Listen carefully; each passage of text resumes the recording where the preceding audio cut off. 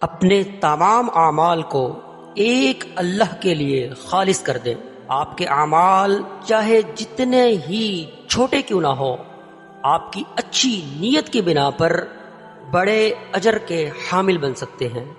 اور اسی طرح ایک بہت بڑا عمل آپ کی بری نیت کی بنا پر برباد ہو سکتا ہے۔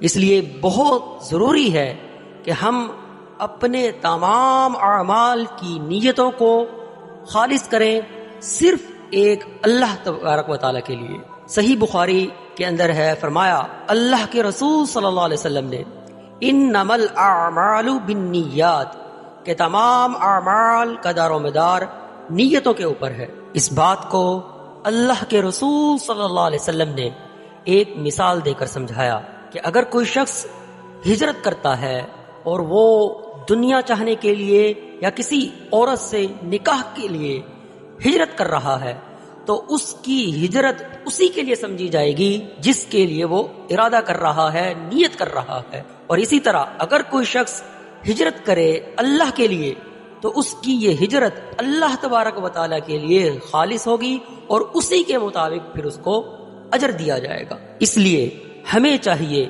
کہ ہم اپنے تمام اعمال کی نیتوں کو اللہ تبارک و تعالیٰ کے لیے خالص کر دیں۔